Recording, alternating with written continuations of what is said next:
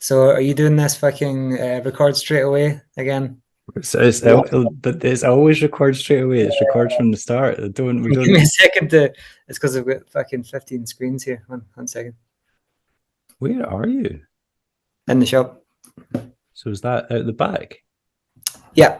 Yeah, this is the back. You get a wee kitchen. This is the kitchen. This is where we have our lunch meetings and yeah. I like it. Like it. Nice. And I mean that's like the what do you call it? Shelves and storage and yeah, then the little front room there. Right. Okay.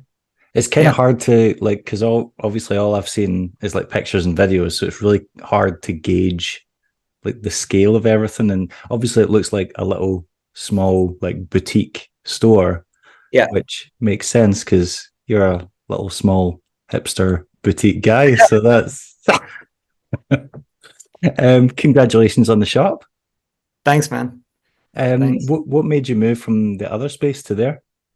We kind of got forced out due to the basically some issues with company numbers that got changed, which meant then voided the contract. So the guys that had been there for years meant that they basically had the rent like doubled almost or some shit. Oh, right. Okay.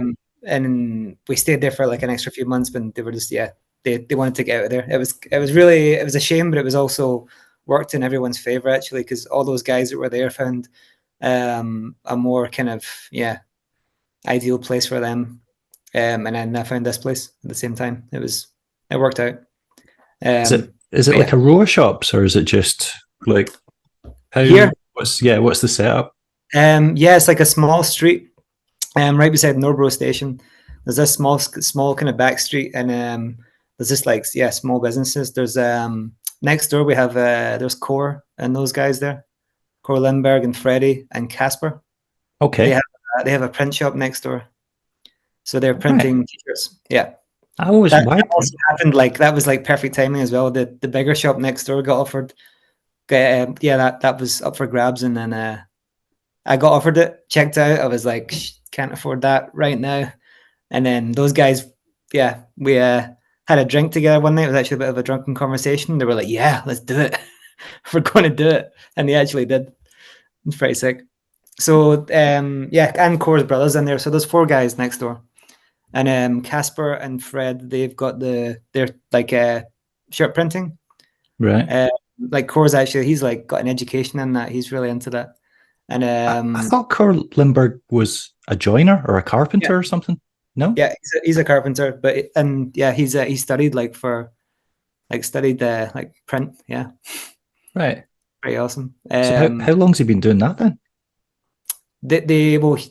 Core is only kind of just started like making it work, but they've had that place since like September, I think, or no, maybe October or something. Right.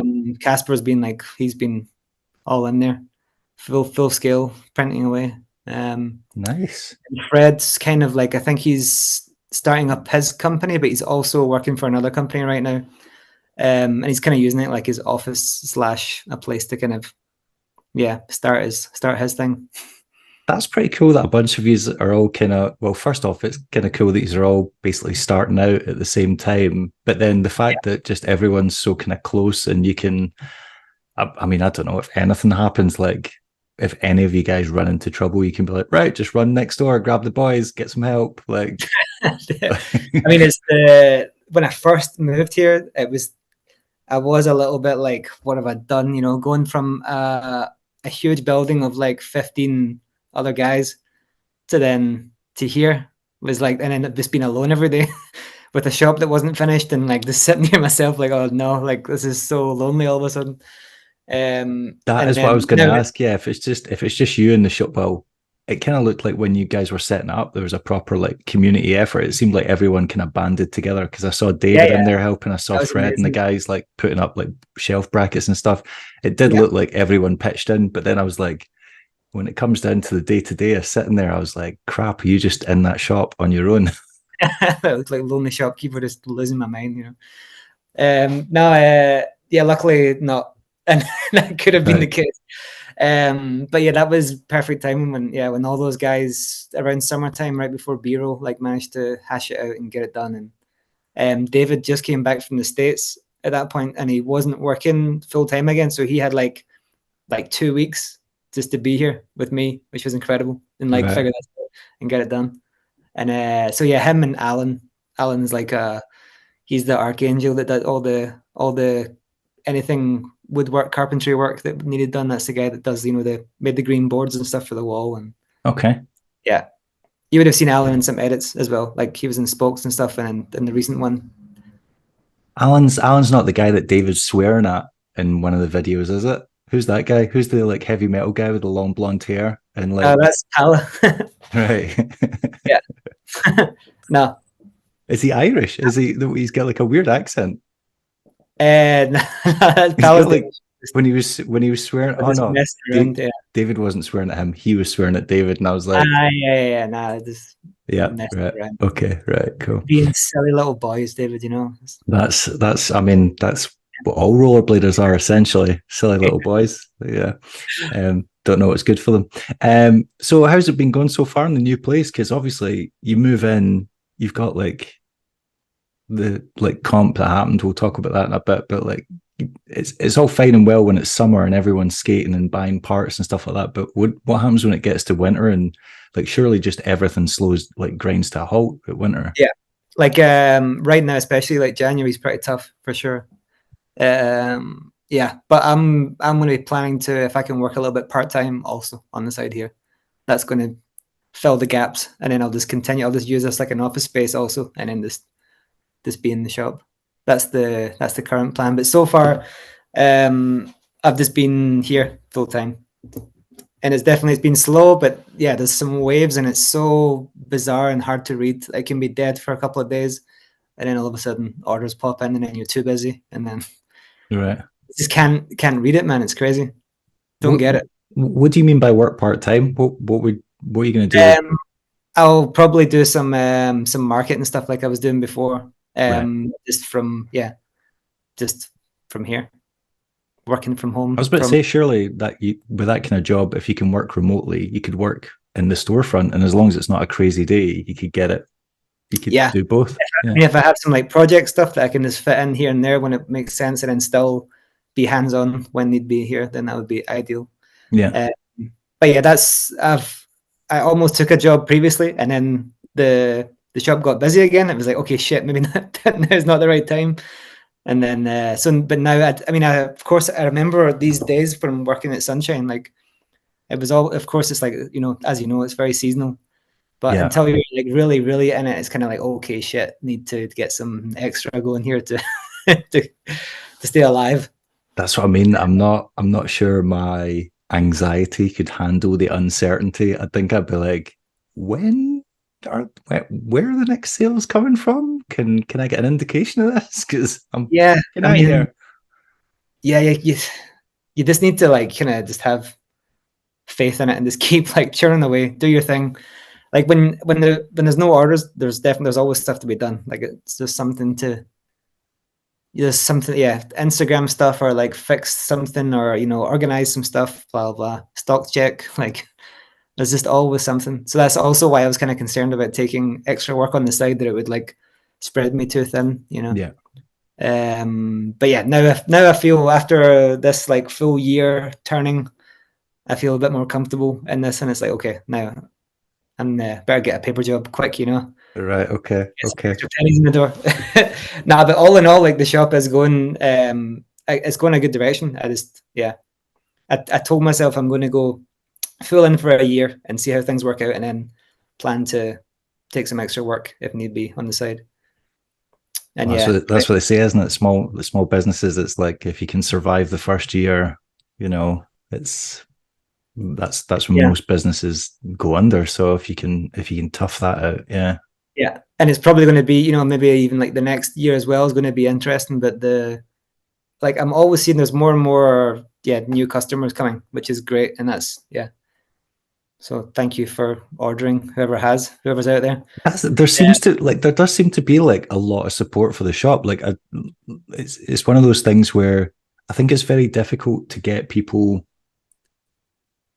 get people to actually like rant and rave about making a purchase. But 8set seems to be one of those things that when people buy from you, like they put up a post, they tag you, like, you know, you get just some brands that people like want to be seen, to be supporting. The shop seems like that kind of thing where people want everyone to know that they're like getting behind it. And I think that's got to be a positive indicator.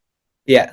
I mean, that's so nice. That's the best feeling when someone like tags a photo of the package and they've got the note in there and they're like happy That's what I mean. It's like the typical like thanks, and I'm like, you're thanking him for sending you the stuff that you paid for. But okay, cool, yeah. Yeah, but of course it's like yeah, I'm very thankful. Every order is like it's actually the best feeling. Like yeah, I quite enjoy like shipping. It's great. Sounds so weird, but I really do. It's actually it's I mean it's a nice feeling when if someone's like ordered a special setup or something, you know they've spent a lot of money on it and they're looking forward to it and they want it there right now as soon as possible. Yeah, I think that is the thing. Like as a skater, you know how excited you got or you used to get when you get like a brand new setup, like being like, this is, I am crazy. the first person that's skating this. And I just did it again like the other day, like full child mode when we were just talking about this with David a second ago when the Not So Extra Smalls came.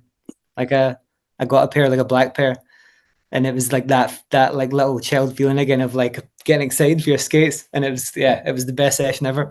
Like that, like yeah, it was crazy. Like yeah, what was I doing skating? Like that can't believe I didn't realize how big that skate was for me. The small. All right. When I compare it now, it's like I mean I just put an insole in, it was fine. But the fact that I can, you know, fit a downsized model, it reminds me of like a cult shell on me that was just so really like on my feet, you know, like totally. So yeah, I was because I tried them on at Winter Clash actually, and I thought, oh I no, remember seeing you try them on at the yeah, they felt stall too and tight, but you I being put my like, liners in now, and then now it was like yes, perfect. right, okay, Little kid man again, it's crazy. right, It's a good yeah, feeling. I don't see So me yeah, there. going back to the story, what you're talking about, like I I know how it feels. Like yeah, like I got like whitish skates recently, like brand new from a shop, and they arrived, and I was like, "Holy crap, these are pretty!" And then I took them to the skate park and skated them for a little bit. I was like, "Oh man, they're kind of tainted now. This sucks." And then I Yeah, broke the buckle and instantly got over that preciousness, and now they're in destroy mode. nice. Now it's Yeah. game on. Now that I've tainted them, it's wrecked Yeah. them. Um, has there been like any? Has there been like any like kind of pivotal like learning moments where you're like, holy crap, like something either something like you didn't expect or something you were like, I can't really think of like a way to like word it right, but just something that as a result opening the shop, you're like, right, well, that's a new skill that I've been forced to learn, or oh, I get blindsided by that, didn't see that being an issue. Like there must have been stuff like that cropping Like, up. I mean, it turns out like you need to pay taxes and shit. Like, what's that about? Wild. Nightmare. Is that a new thing? That come You into force in finally, you finally 2023? rent and stuff, and then they take your money. Like, what? Sorry, 1 second. That's I need to put my thing on mute. Oh my god. Sorry. Your eggs ready. Yeah, that's silent everything. But yeah, actually, I mean, in the first year especially, or like in the beginning, like all the time. There's so many moments and like so many little parts when you just finally get it, and it's like, ah, shit, man. Okay, like it's not that hard. You just need to just learning like new little things all the time, like from the beginning, just going from like shipping codes and stuff or something to then different like VAT numbers and all these little things that are just they're there and very real, and you need to pay attention to them, of course. Yep. And it's at first it just feels really confusing and overwhelming, and then you know, of course, it's not rocket science. It's just like just need to have your attention on it. But yeah, I remember those moments are very like clear in my head because it was something I was kind of stressed about and just a bit confused, and yeah. But you get there in the end. I mean, I struggled with secondary school maths, so I can't even imagine dealing with all that. I'd be like, nope. Yeah, I mean, Checking out. there's definitely a lot of it in the beginning that was with the what do you call it, the bookkeeping systems. You know, everything's in Danish, and then also this, of course I can translate some of it, but not all of it's translatable. And so then you're sitting there with the phone trying to translate that or trying to read bits, and then it just takes like more time than what's needed. It's a bit some of that stuff can be pretty tedious. And this extra kind of, I guess, anxiety building because you don't know what's going on at all. Yeah, yeah, definitely. Even if it was in my own language right now, I'd probably be having a bit of a hard time here. But yeah, there was little things like that. Yeah, it just gets easier. All these small things, but then you find new challenges again. So it's just God, yeah, I can only imagine. Also, I'm always like really curious, like what shops get by on day to day. Is it like the big sales, like skates or full setups, or is it like tons of little like tiny purchases, like loads of people come in for stuff that they wreck regularly, like I don't know, frames or wheels or bearings or stuff like that, like stuff that they just need on a week to week kind of basis because stuff breaks, basically. Yeah, for sure. I mean, I wish it was skates. I wish we sold more complete skates, but that's not the case. It's definitely parts for sure. Wheels number one, I'm sure, and then like sole plates and frames and that kind of stuff. Okay. Yeah, that's definitely what's. And then you get those. That's probably the most common order. You get like someone order a few bits, and then maybe like a hoodie or a t-shirt and a hat or something, that kind of thing. That's definitely the regular orders. I was actually looking at I was backtracking on last year, and I was looking at like what sold the most, and of course it was complete skates because that's all I had. But also you had like you had a much smaller inventory then, so it's easier to keep track of it. Yeah.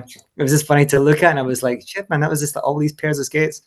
But yeah, now of course, like you just need to accommodate, man. You need to have all these parts and shells and stuff. People just want to customize, and I mean, also this makes total sense. Like it's kind of crazy to just have to buy a whole new setup every time when most people don't need to. Yeah. I actively avoid buying new frames. Like, see, the worst feeling ever is breaking in a frame. Like, you just want it to like lock in and slide how you like it. Yeah.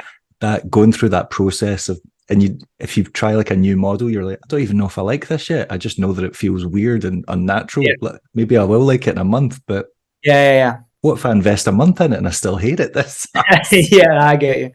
But man, I love the feeling of all new skates. Like, even though it's like you're losing some tricks for a minute, but it's something about it is, I don't know if it's the nostalgia or what, or just like the whole, if you've got yourself a new liner as well, it's like, oh shit. It's because you're taking that skate's virginity. That's what it is. It's Jesus, man.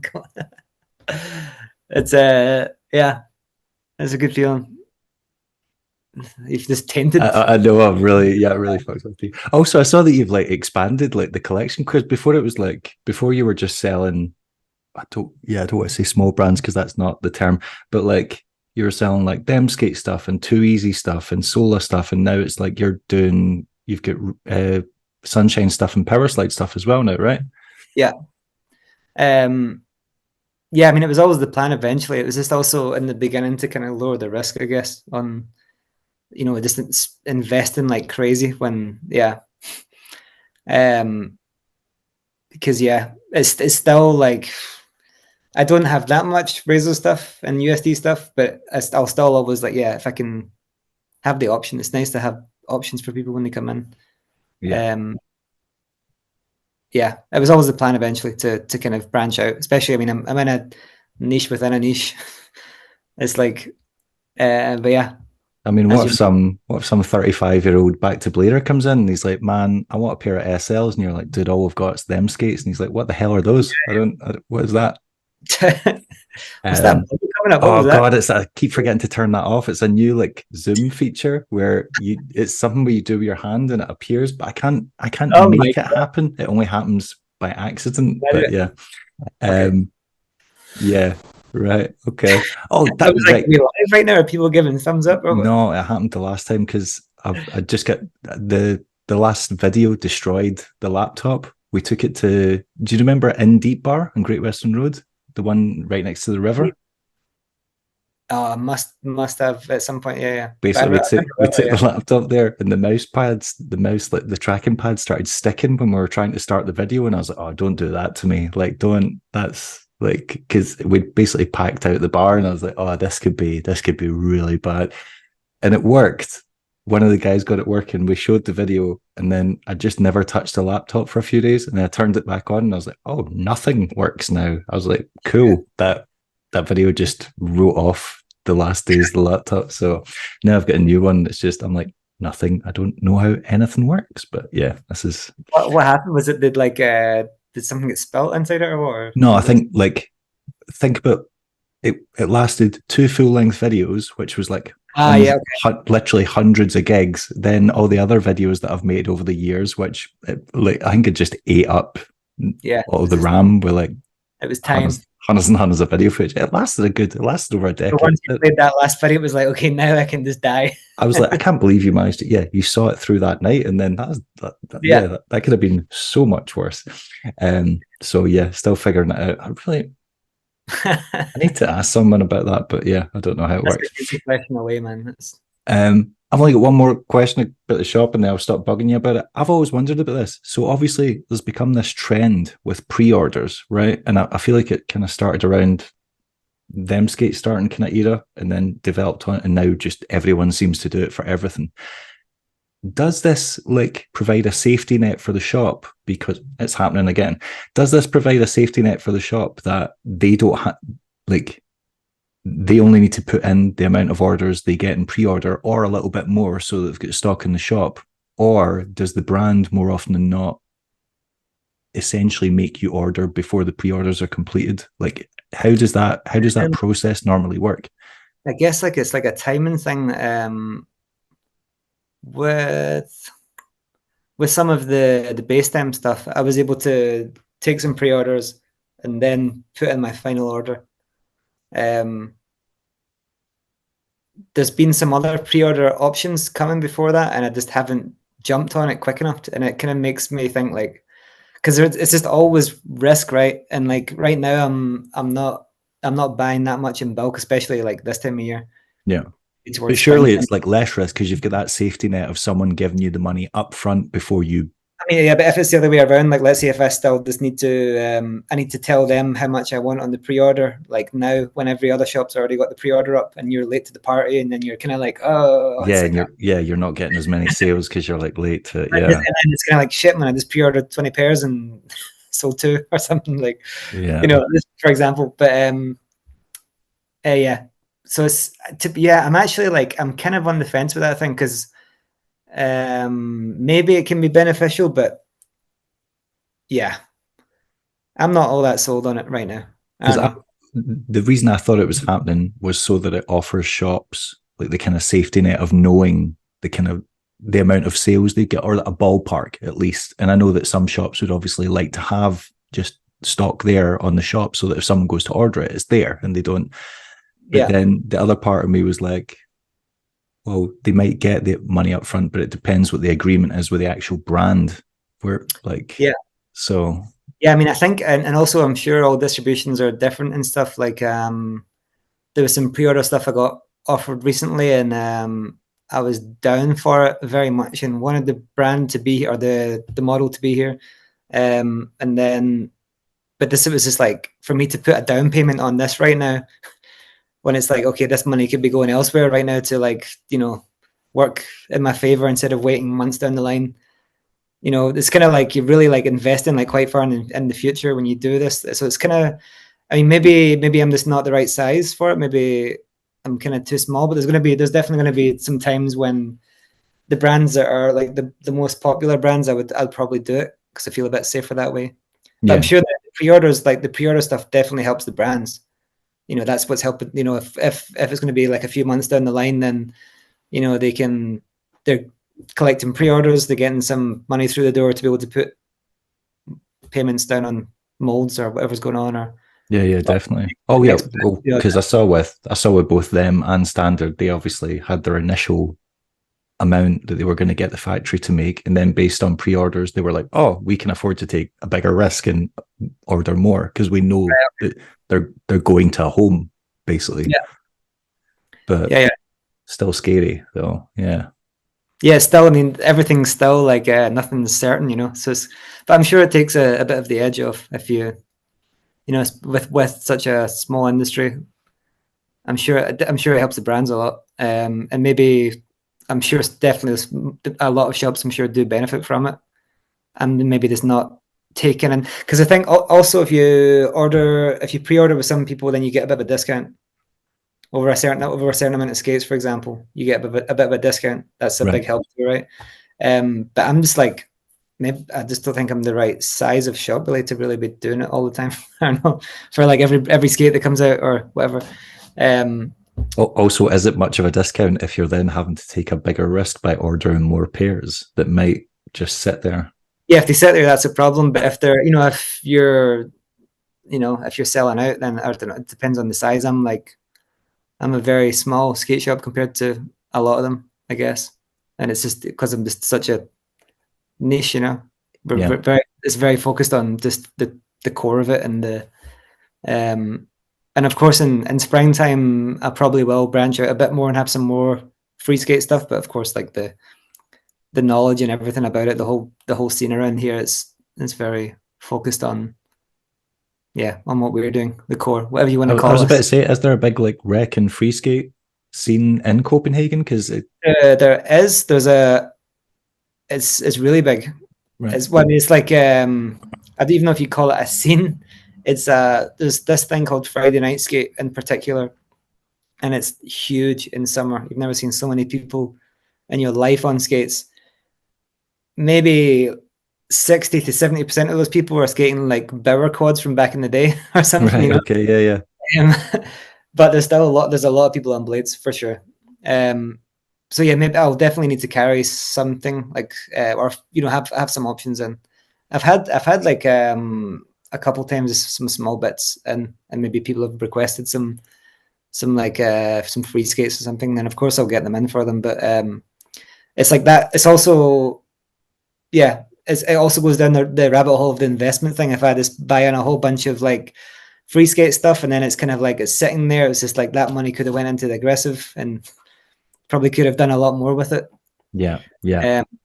So it's just like everything's just balancing. But I'll definitely spring I'll probably start to branch a little bit more into the free skate stuff and maybe a little bit of quad, but that's a big maybe. I've got there's some hockey stuff on the shop right now. Actually, there's actually like there's hockey sticks and Right. there's Because obviously, uh, Copenhagen, you guys get like frozen lakes during the winter and stuff, right? I mean this year, there's been some frozen stuff for sure, but it's not big. It was actually more just for fun. I was just like, it was more just like, I mean, we joked around a lot about we just want hockey sticks in general. When we said like, okay, when the shop's open, let's get 10 hockey sticks and we'll just play street hockey, like just for something to do, you know, like for fun, Yeah. because there's actual like little like street hockey places you can hire outside here. All right. Nice. You can like you can kind of like rent them, or I don't even know if you need to rent them or you just book them. Just show up and play. Yeah. But it's pretty cool. So yeah, it was just like another little fun side thing. It's just like, I mean, once upon a time, the majority of us played hockey anyway, so it's like it's I pretty don't know true. if I've ever. I don't know if I've ever physically held a hockey stick. No, I I used used to. I to, mean, hockey. I used to ice skate all the time, but I never played ice hockey. I was just basically going to the discos and trying to kiss Yeah, girls.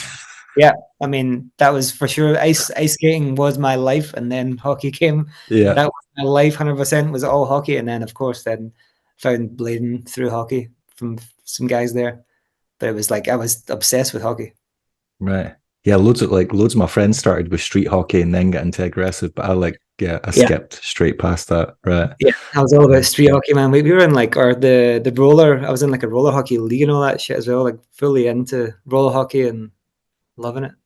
But you're a tiny guy. You must have been really fast because surely otherwise you're just taking really bad slams. I mean, that's also why I had to quit, because once you pass like 16, 17, everyone grows Yeah, those further boys get big, big. and you just get taken to the hospital too many times. Oh, and just like, over this. Yeah. No.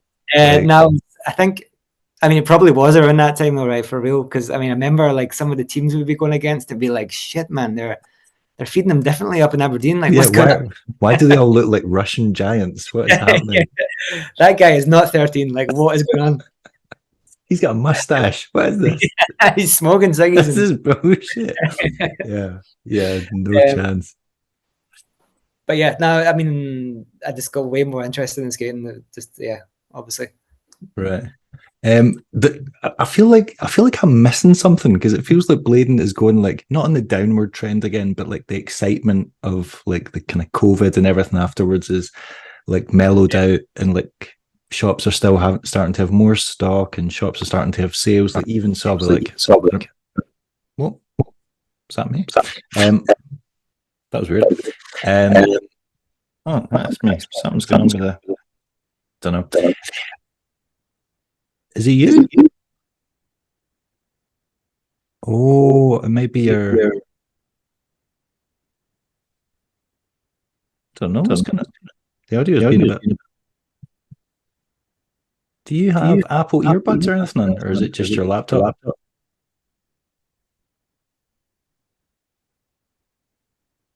Hmm. Can you hear me?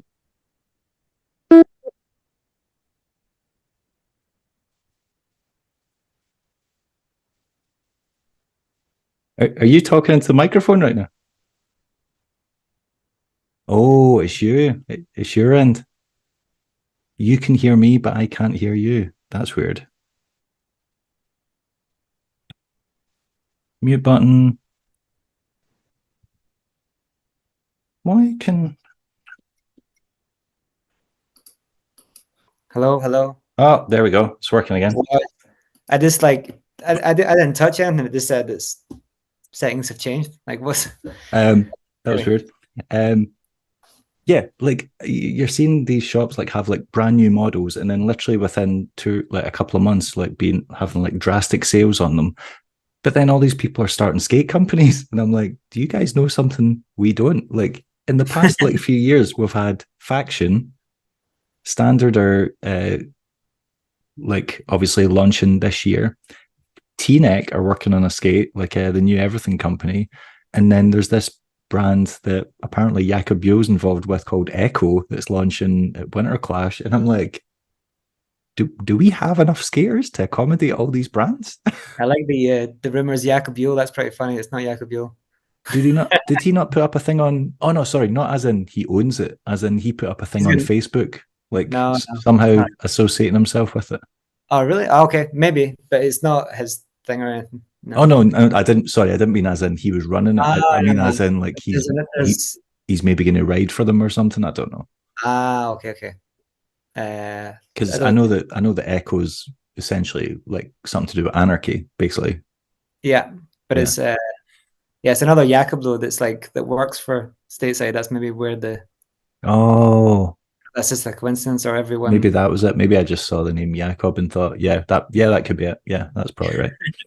But yeah, there's a lot of skate companies coming out, man. It's quite hard to keep up with, actually. Like, I'm kind of surprised some of the existing ones are still in business.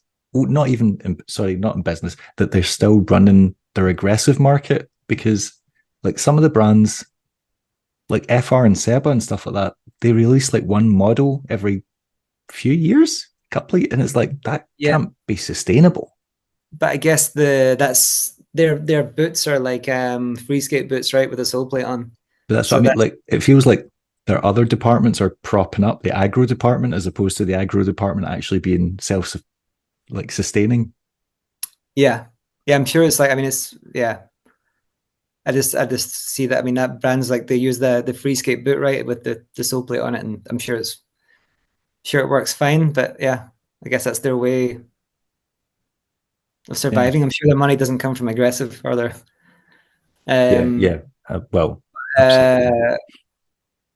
there's a lot of brands, man. I actually I don't know how they're all doing or anything, so it's interesting. I just know that, I mean, I'm very hopeful I'm wishful for the shop, and it's doing well and it's going the right direction, but it's like it's not insane. So I don't know how others are doing. Yeah. How was the comp during the? It was at the end of the summer, wasn't it? Yeah, B-roll, it was The amazing. Copenhagen Bureau. Yeah, it looked like there was a massive, considering there was no like promise of prize money or like anything that would normally draw like, you know, the best guys to go to things like, I don't know, Fees or Winter Clash or Blading Cup or stuff like that. Like, Yeah, there was a huge turnout, yeah, it was and it wasn't amazing. just locals. No, yeah, a lot of people traveled for it from all over. It was pretty incredible. But we really, really hoped that would be the case because there wasn't but there was like a COVID break, and then the Roskilde days have been gone for quite some time now, and we kind of sorry, I can see that I'm dying. Yeah, we felt that there hadn't been like a really fun event in Copenhagen in a while. There's been like the street comps that came, and the years before that, there was a few years there that they weren't even sure if that was going to happen due to COVID and blah, blah, all that kind of stuff. So yeah, people do enjoy coming to Copenhagen, and we had a lot of positive feedback from like David's videos and stuff like that. People was like finding it an excuse to come to Copenhagen. And yeah, we definitely felt that, and it's incredible. It was amazing. So Whose ideas were the ridiculous prizes? I like the what was it? What was the jacket that Levy ended up getting? Levy Van Rijn. what that one came from originally, because there It was was so like a many. school blazer or something, wasn't it? Yeah, but the original idea was like a golf jacket, like the green jacket. That was the meant to be the plan, like golf trophies and shit, and like or something this ridiculous, because have you seen that like when I can't remember the event. It's like When Ryder Cup, yeah, something like that. Yeah, yeah. the Ryder Cup, right? Is that the I one? think so. Yeah, like they get the gold jacket or something like that. Yeah, That's green jacket, like a green really jacket. Yeah, funny thing. It's just a funny like thing. So you get a jacket put on you when you win. So anyway, we were like, okay, let's. So Levy walked around in that jacket the rest of the evening, but and it was like the fighter of the. So every round had like a certain type of winner kind of thing. There was like the fighter who just didn't give up, or whatever, like ate a bunch of shit the whole time but kept on going. They got like a karate like outfit thing with like yeah. yeah. It was all fun and games. I like that. I do. I think skate competitions have a tendency to be kind of obsolete for most people that don't compete. It just ends up being an excuse to meet up and kind of get drunk and run your mouth. Whereas if it's something that doesn't really take itself that serious, and you can get I don't know, you can get like a prize for like weirdest style or like biggest slam or like like best effort for like not being that good but just kind of piling it like on. the fine balance right between everything. Like of course you still need to give some respect to the ones that really like made a show, and then there's a lot going on at these events, and if you, especially an event like that had so many obstacles that could just be moved around, and we had like a base setup, but then it was like people can pick them up and do what they want with them. So that's why there was some getting attached to like the yellow girders at the side and everything, like strapped up and all that, like David and Dom I running was about to around. say, Like, yeah, some of those setups looked questionable. They looked dangerous. Yeah. Some of them were dangerous and some were like amazing. Some of them were like so good. It was crazy. And it was so funny. Like towards the end, people started to really get into the swing of it a bit more and be a bit more like, okay, yeah, fuck it, we'll take this grey box and just move it out of the way over here. And they kind of felt like they were allowed to. But at first, I think next year we're going to try and make that a bit more obvious that you can do what you want. Or we thought that, or there's like a team, of guys and girls or whatever, like suited up and ready to, like I don't know if you've seen that. There's like some skateboard events that are kind of similar to that. I've seen like the Hell Ride one they do in San Francisco, where they basically just go, right, we're just taking over this street, and I'm that's sure there's another one. The first few years they did it, it was like they didn't get permission. They just basically there was just so many of them that the police couldn't do anything. Yeah, that thing looks insane. That looks amazing to watch, not to compete with. It doesn't look fun to get. Also, all the people standing next to the landing, I'm like skateboards flying at you at like 30, 40 miles an hour. Why would you stand there? like the old IMYTAs, when everyone just stood at the bottom, you just slam into them. Like, you just get you're getting a fully grown man coming at you, skates first. Like yeah, you're going to get more injured than him. yeah, for sure, for sure. But there was there was like another event, another skateboard event that like they kept like building stuff, as way more advanced than what we were doing, of course. But it became the whole thing, like a volcano at the end. Are you talking about like the Dime Challenge one, the Yeah, Canadian? that's it. Yeah, the Dime one. Yeah, exactly. I've seen that. Yeah, that like something that has like a full team like ready to move things around, and like it's pretty funny to see little workers come out and their hard hats on and that and get going. that's the kind of thing you'd picture like Red Bull doing. Dime Challenge feels like a kind of Red Bull idea where it just gets more and more ridiculous every time, and it's like, yeah, it is. You're right. Yeah. But yeah, we'll definitely be doing it again next year for sure, or this year. Sorry, this year, right? Okay. Yeah, definitely, and yeah, hopefully just keep it going.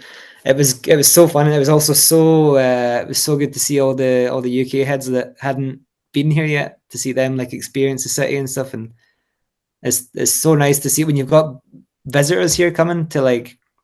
You become. It's nice to become a tourist again in your own city, and it's kind of like, oh yeah, I remember this feeling. Like this was, cycling around like from spot to spot, because it's such a it's flat city and so easy to get around by bike, and you can pretty much skate anything without getting kicked off most of the time. And it's just very yeah. Yeah, I heard a couple of stories from. Well, I heard about George Wilson getting injured from not skating, from playing on a kid's scooter and just destroying himself. He broke something, and then oh god, I'm trying to remember. Was it Brad? Yeah, Brad. Brad tried to grind the curve trail that you topsoil around the curb, and the rail came apart or something. I think there was something that when it was so weird watching how he caught on that. I think it was X grinding it or something.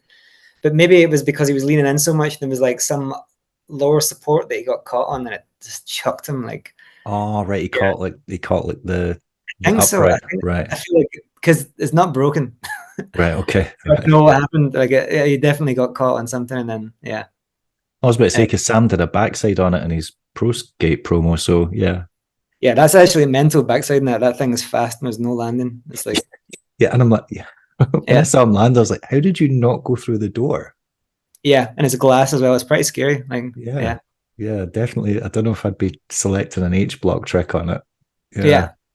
But it was amazing to see all those guys, like the Dark Place guys, hang out and everything, and like Sam and everyone, and Leon and Joe and all that, Joe Harvey. And it was so fun to have them here and to see them experience the city. And yeah, it was great fun. And I was also pretty busy just with the shop, and yeah, even after the event as well, we had a lot of stuff to do.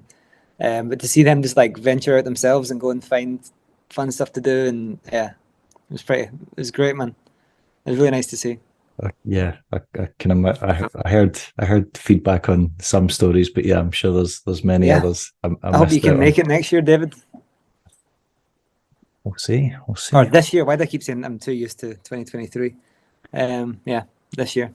We'll see if I survive Winter Clash first. That's always that's the first hurdle of the year. Getting over. Okay. I was going to ask if you're going. I'm already kind of dreading it because every year everyone just gets sick straight afterwards, and I've only just it's kind of like dawned on me now. I'm like, oh no, I'm going to get back from Eindhoven and be ill for like 10 days. Yeah. The super spreader event that is Winter Clash. Yeah. Right, super spreader for sure. It's fun though. Anytime someone tries to hug you, just be like, no. Not this year. Leave me alone. Yeah, you can't avoid it. I mean, we're crammed in that box for a weekend. It's going to happen. Yeah. Either that box or the blue collar. This is true. Yeah. So obviously, like everyone knows you as being pro for Razors for ages, obviously having the skate, and then you were doing, was it European? You were doing like the UK distribution stuff or like European UK sales. Is that right? And then yeah, UK sales, yeah. Then you moved on to European sales, is that right? No, I was spending a lot of time in Germany because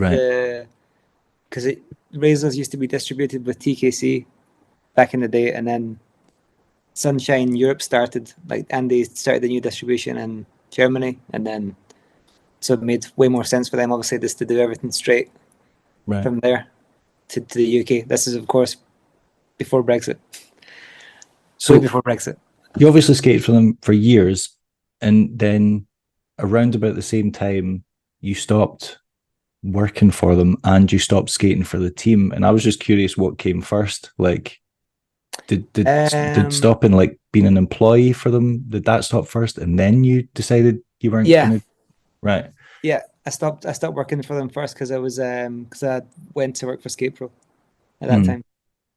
And that was like we'd just had Rosa was just born at that time, and Brexit was coming at that time, and I was like, okay, I just need like a Danish job right now to kind of like solidify my like being here, because we didn't know what was going to happen. It was and of course it turned out fine. It was just like if you've already kind of been here, then you kind of get welcomed in. It's like, but yeah. Anyway, long story short, I took that job at Skate Pro because it was the perfect time, and then that's when I just had to let go of Razors, and it was the right time anyway. It made more sense.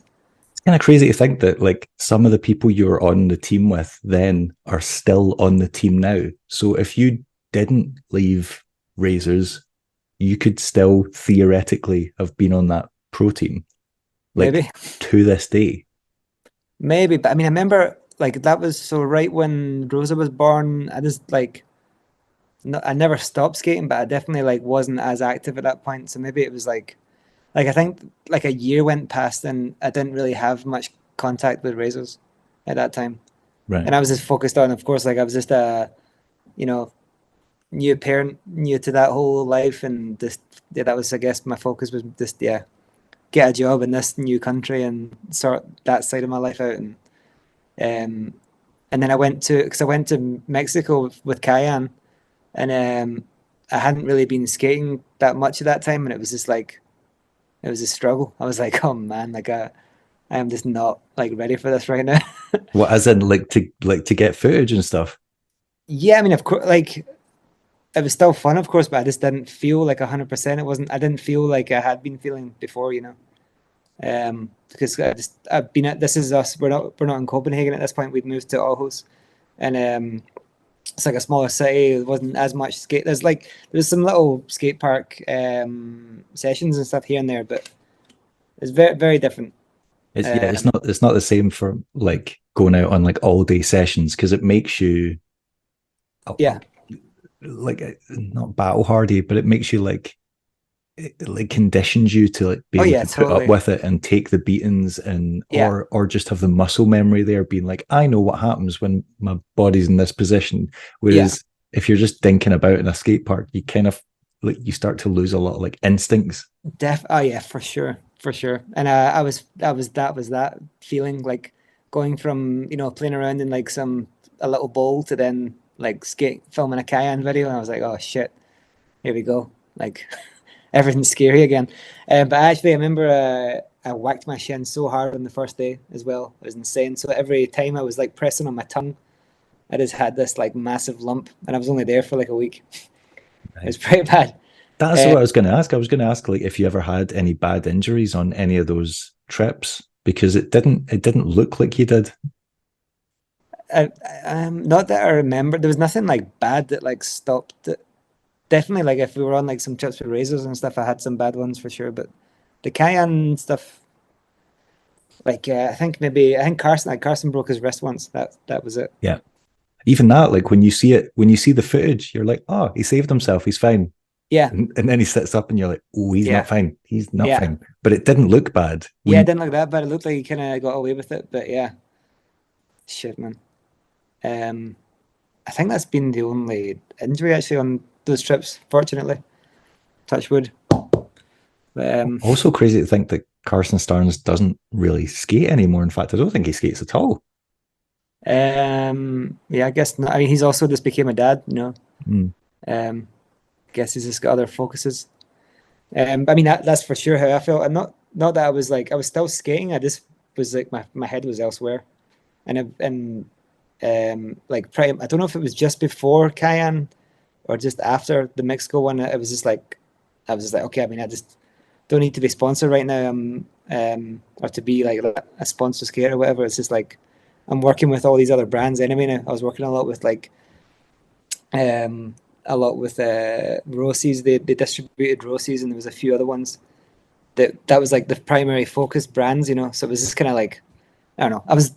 It felt better just to be like, okay, I'm just gonna do this now, and skating is going to be a little fun thing when I have the time. But you know how it goes. You find the time again.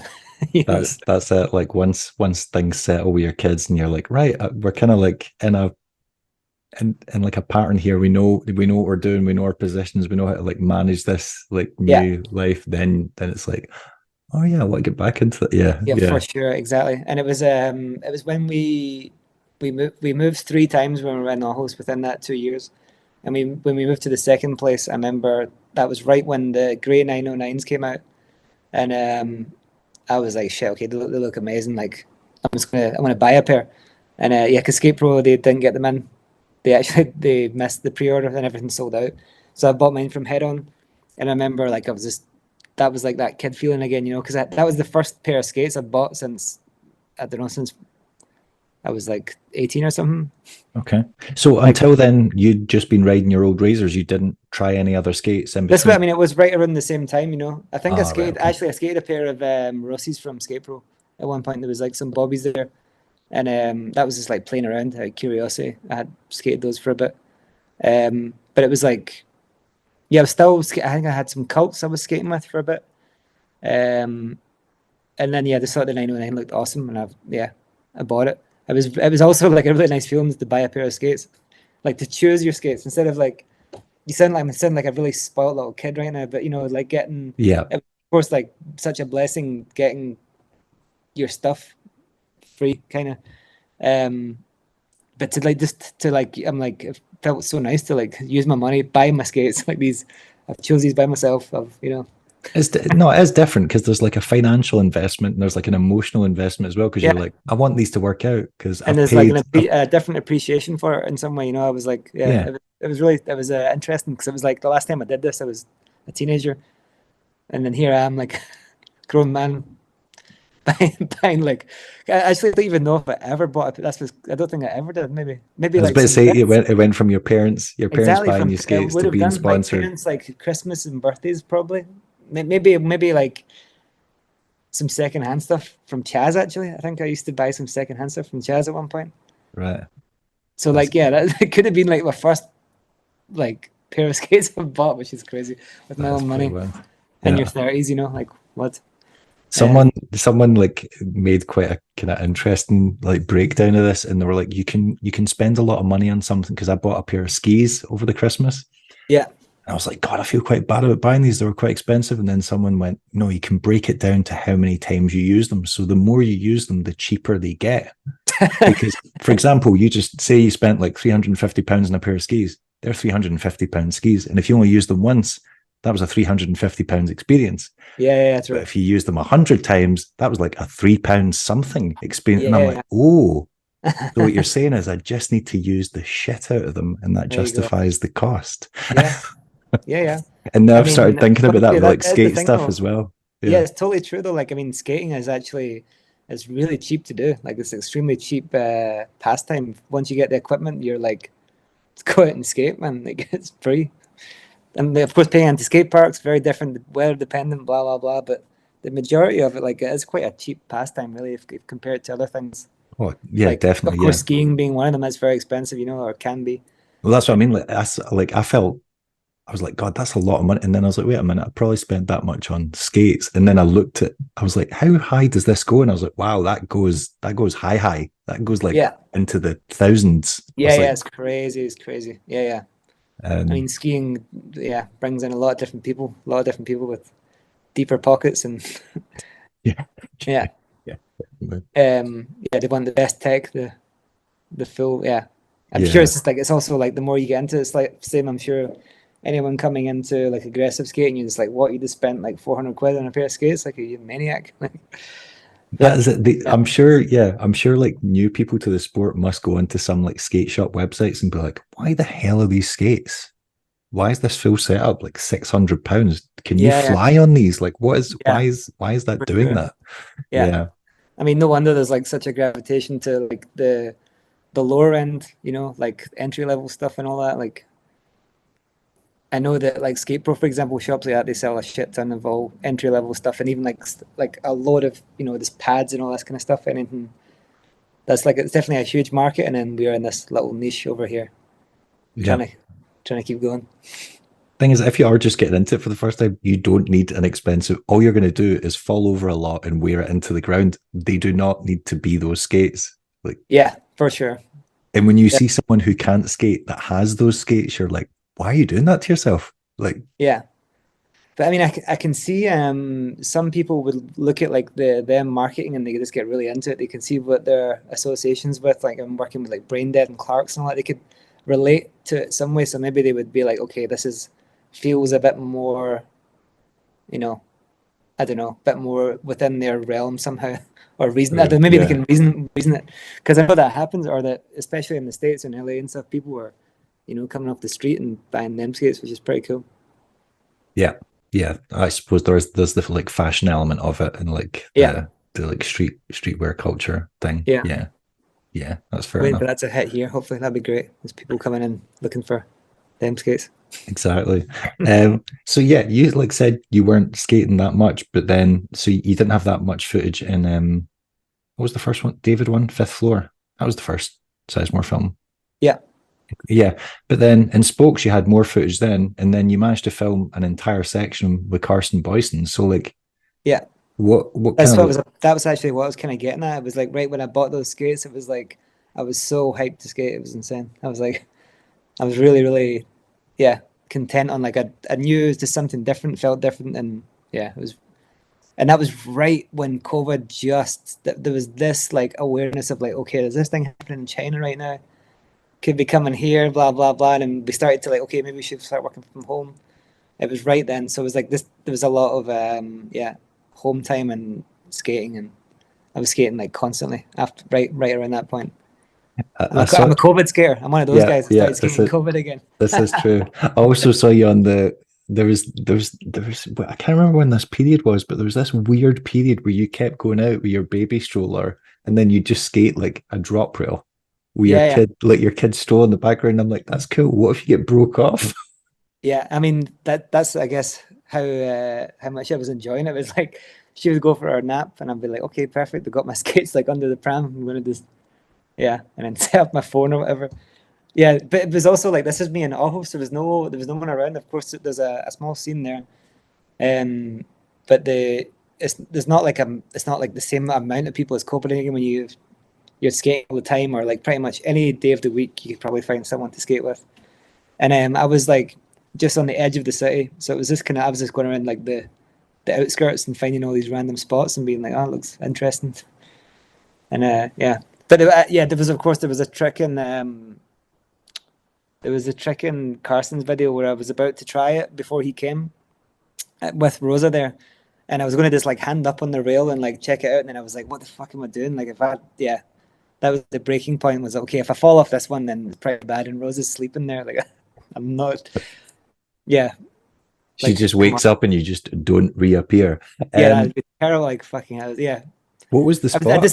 I think I was just kind of maybe gaining a bit more confidence again on skates in general. Right. And I was skating street like almost every night at one point, even myself. I was just like wandering around, skating around the area. What was the obstacle in seasons that you ended up doing that There was like a royale at the end and then into a bank. oh And yeah, I the actually fall. That's the thing. I fall with switch Carson. royale, right? Yeah, Yeah, because yeah, you do yeah. well, you just do them both ways, so you don't really know, do you?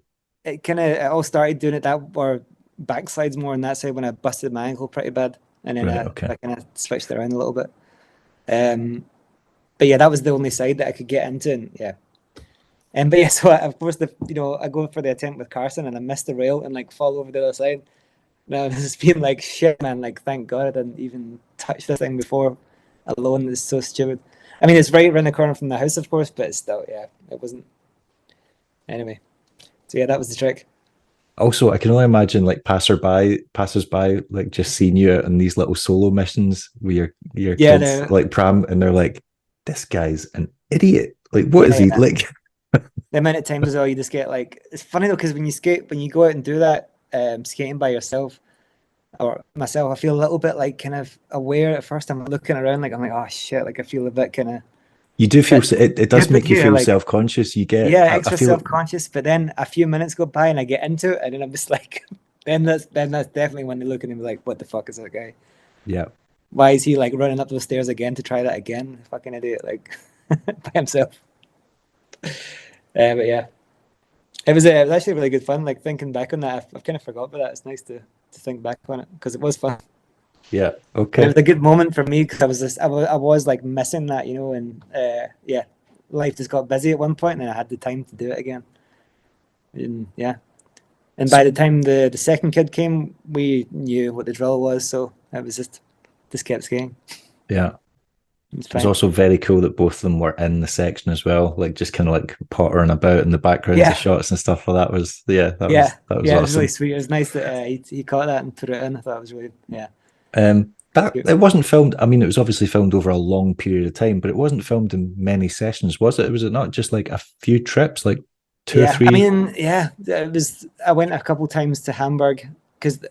Yeah, like I think we spoke about this last time a little bit, didn't we? Like we kind of like briefly touched on it, yeah. Yeah, because I was just itching to do something, and they just opened the border to Germany, and I was in Aarhus, which meant I could just drive down. I didn't have to take any ferries over or nothing. It was just 3 hour drive down, which is the same as Copenhagen. And I was like, okay, I might as well feel like I'm going on holiday right now. Just take a drive to Carson, and it was literally, he was just like, you want to just come and hang and we'll just make some Insta clips or something or just skate, you know? And then, yeah, one thing led to another, which led to like almost 2 years of just keeping the footage until it was ready. Part of me was wondering, because then, of course, you know, COVID came back a couple of times during that time. So it was like, okay, I guess we'll sit on the bench, and in wintertime, you know, it's not happening in wintertime here. So yeah, that's of course why it's called Seasons. It was like this kept dragging through the seasons. I mean, you do like to hold on to footage for a very long time. There's been a pattern of that over the years. I don't know that. I really don't. Actually, it gets really annoying. I'm like, because when I look back on it, sometimes I'm like, oh, that kind of sucked, or could have done that a little bit better, or it's like, just get it out, get it. That's like a new realization I've got, because you see stuff and you're like, I don't even like that kind of thing, like doesn't even appeal to me anymore, and you're like, oh, but I'm still going to put it out anyway because otherwise it's just going to get deleted, and that's just a bit of a waste for people that put in the effort. But you're like, oh, okay.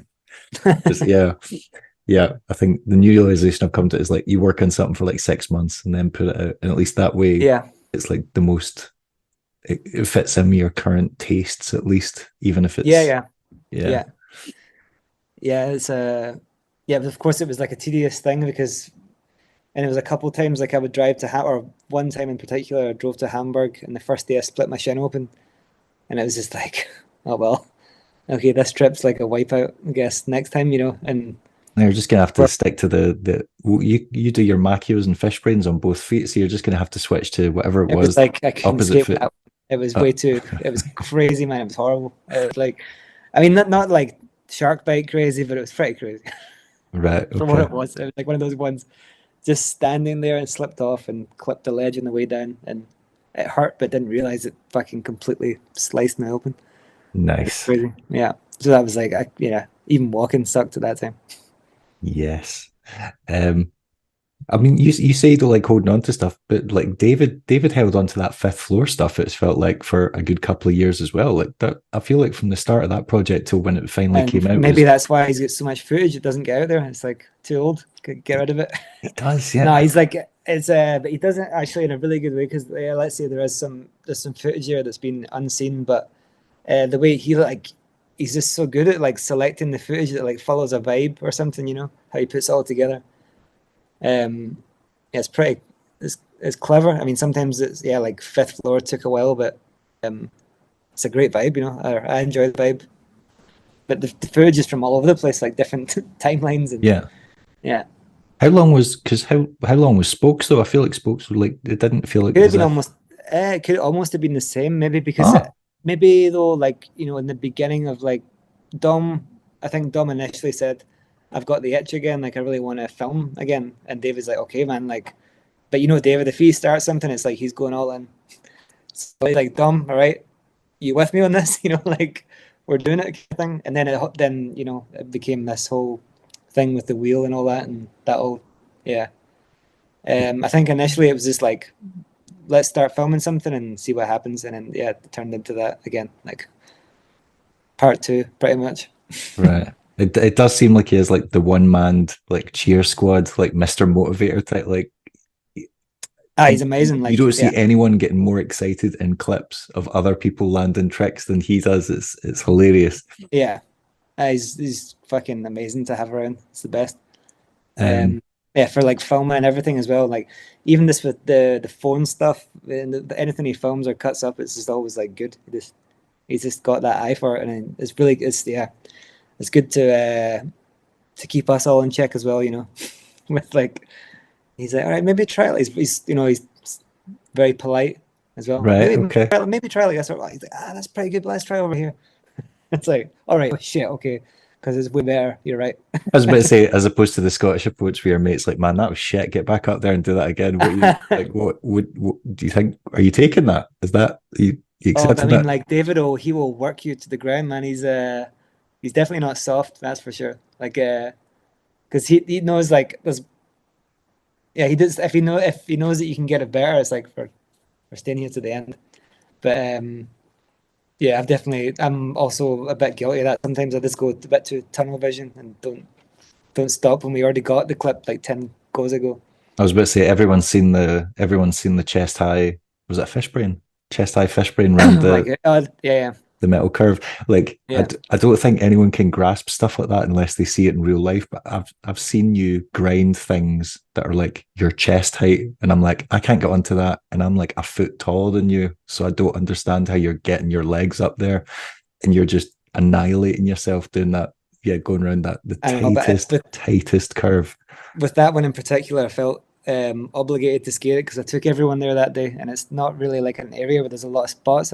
I passed it, and I was like, oh, it looks pretty sick because there's like a bottle bank inside it. Did we talk about this last time as well, or is this maybe I don't feel like we did, are we but just then redoing all the same I questions? do feel like I'm losing my mind, and yeah, like everything went wrong in the last one, so I feel like I've blocked out some of the stuff we talked about.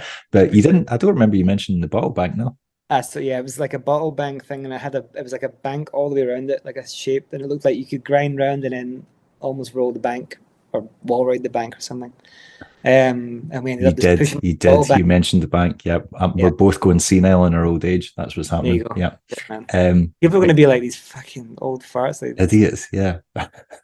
Well, you keep thinking that everything's happening next year, and I've forgotten Yeah, everything yeah. that we've spoken about. So yeah.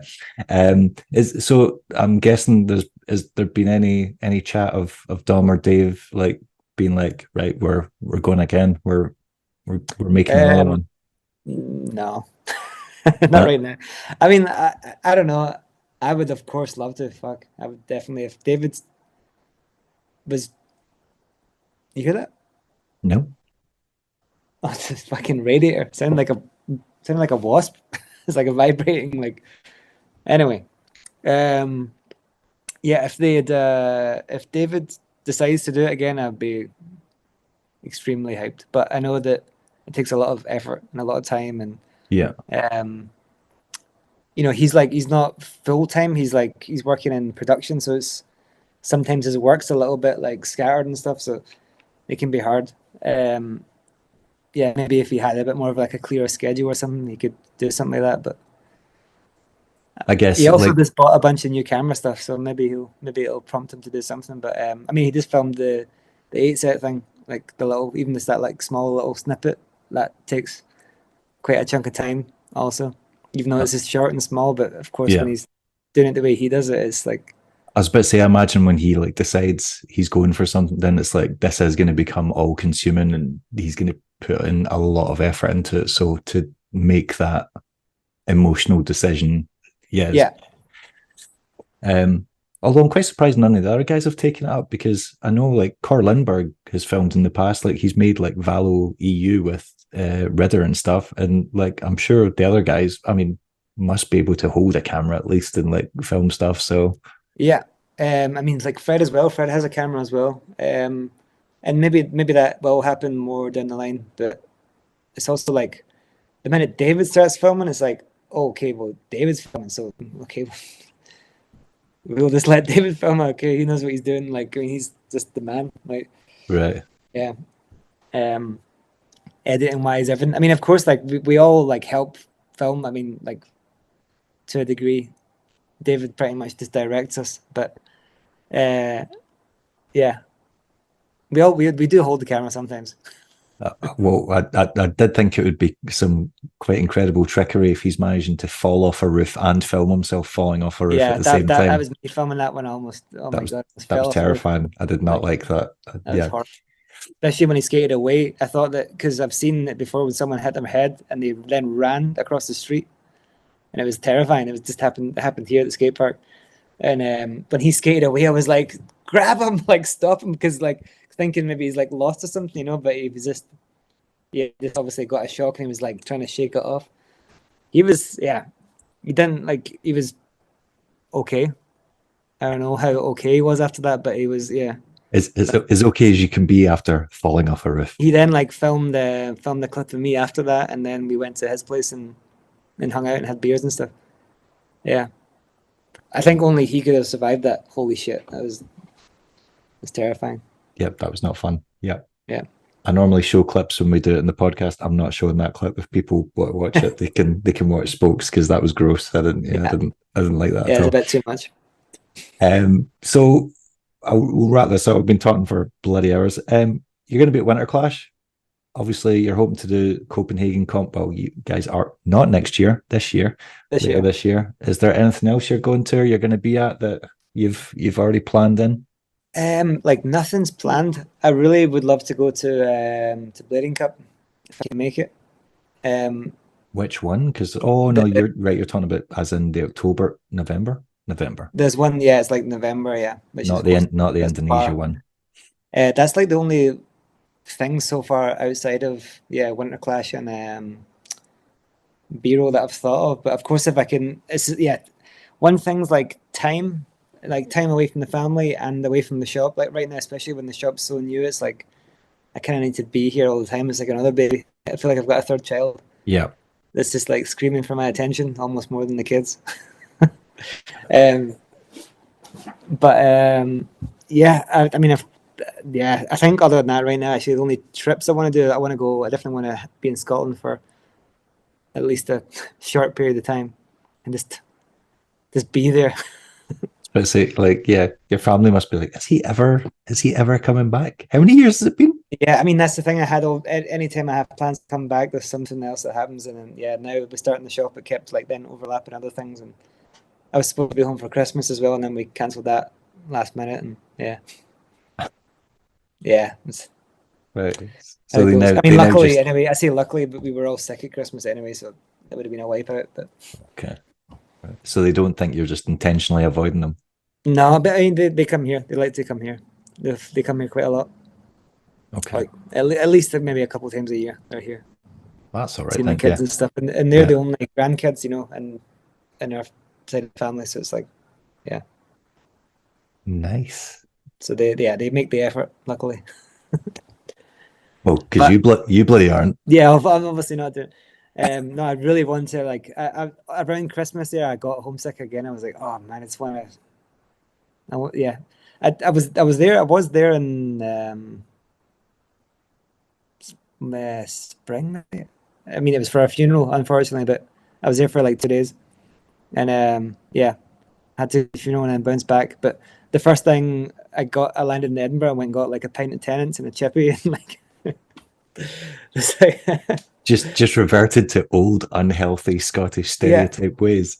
I mean, I didn't even really drink Tennent's at the time when I lived there. It was just like this. I wanted a pint of Tennent's because it's disgusting. That's what I wanted, and that's all I drank the whole time I was there. And had like the worst hangovers and everything. But it was, just wanted something Scottish. The real experience, yeah. Yeah, but I always get like a what do you call it, like a care package from the family. Oh God, not with Tennent's, but with like some potato scones and stuff, and some whatever else I ask for. What I was about to say, what are the like must-have things from Scotland that you missed that they It, sent over? it I'm really, curious man, about it, this like now. some random things. It's like stuff from my childhood. So like things like potato scones and like the last time he came, I was like, oh, bring Tetley tea bags. Yeah, Okay. I haven't had. Yeah, that is just all these. It's funny, like when you're away from it, and it's. I mean, even if I was there, it wouldn't bother me. But this, the fact, I don't know. It's like a nostalgic thing, thinking back when, yeah, Right. you get sick of just eating licorice here and rye bread, you know. So, Okay. Fair enough. um, Right. but yeah, try like what other things have they brought? Yeah, like haggis and all that, veggie haggis and stuff. I guess that's good. Whiskey, a lot of whiskey. They brought a lot for sure, a lot of whiskey, which has got me through some tough times, not just drinking wise, but like for favors and stuff, or for Oh, right. you Okay. know something that needs to be done with the shop. I'm like, here's a bottle of whiskey, and yeah, it's a nice what do you call it? What's the word? To not, A gesture, a I was token, a I was thank trying you. gesture. I was trying not to say bribe there because that's not what I was trying it's after the job's been done. It's an extra little nice thing. That's like, oh, the guy from Scotland brings a bottle of whiskey. Yeah. Typical, but nice, you know. Yeah. I'm the Yeah, worst Scotsman ever. I hate whiskey. I hate it. Yeah. I wasn't that big into it, but then I got more into it when I was here, and I think it was yeah. My dad brought it once. I guess it's like this thing that's like, oh, here's something from Scotland. This is what you need. You know, like okay, thanks. And I drank it, and I actually got into it. I was like, okay, I actually quite like this one, and then I started investigating a little Yeah. bit, but yeah. But I'm clean. I'm clean and sober now, David. You'd be happy to hear for the next 2 weeks until the end of January, and then Oh, right. um, As in you're just doing a dry January. I've never yeah, done that. And that's I probably never will. it's definitely been wet January every year previously, but so it's nice to Okay. try January or white January as they call it here. Actually, But that's not true. I stopped drinking when Laura was pregnant with Bill because she couldn't oh drink. I was like in solidarity. But then I had 2 nights during her pregnancy where I broke that. So yeah, okay, that's nice. That's really good going. I uh, definitely started drinking more when found out we're having kids. It was like okay, shit. I'm in uh, Denmark. How am I going to handle that one? Fuck. yeah, yeah. Um, nah, I'm kind of joking, of course, but I didn't stop drinking then.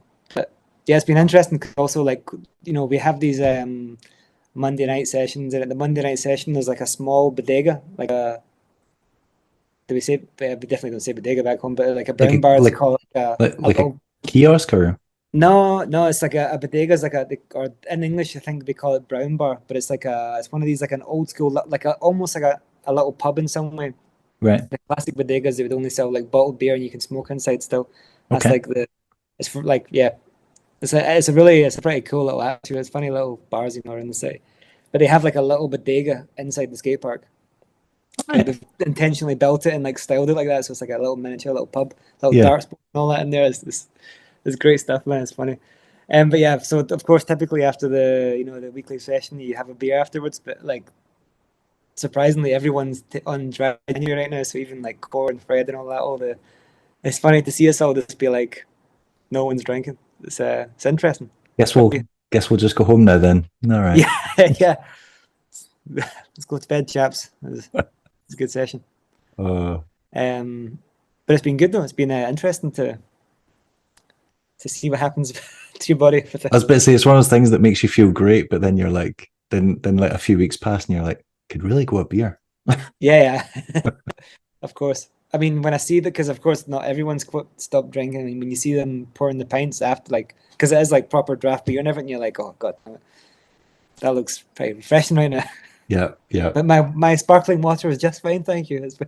yeah. This is great. I'm not envious at all. Yeah, but yeah, let's yeah. Some people want to go longer. Let's see how that goes. Okay. Yeah. I mean, that's their problem. Just leave them to it. Yes. Yeah.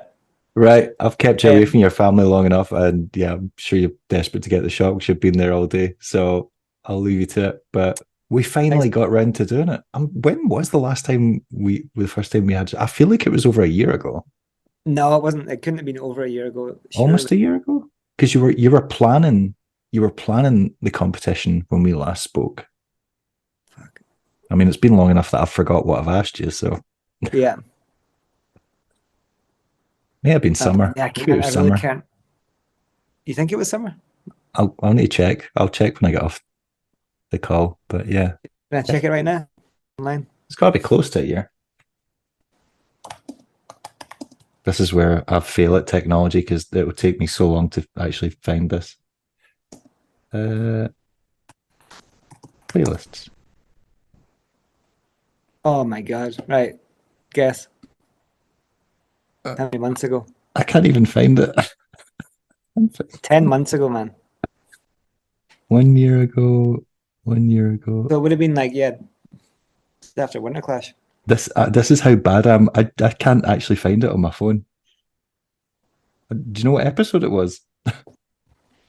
Scott Quinn. There we go. Episode 65. 10 months ago. Yeah. There we go. Almost a year. It's pretty crazy.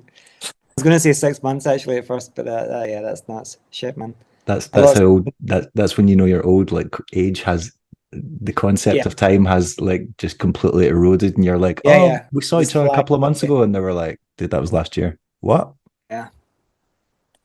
Like this, I mean, that last year especially, this flew by just because I was in here all the time, and like, yeah, just drilled into this, and you get stuck in the routine, and also when you're not really having much time to like get away and do something else, you know. Oh yeah, I can imagine. Holiday breaks really are like, yeah. So that was a very fast year. It's too weird, and your kids are just like almost taller than you, and I mean that's going to happen to you sooner than you think. So yeah, yeah, for sure. Right. All right, David. I'll let you get back to your family. Thanks very much for taking the time to do this, and I'll see you next month. Yeah, I'll see you next month, man. Looking forward to it. Right. Take care. Catch you in a bit. Bye.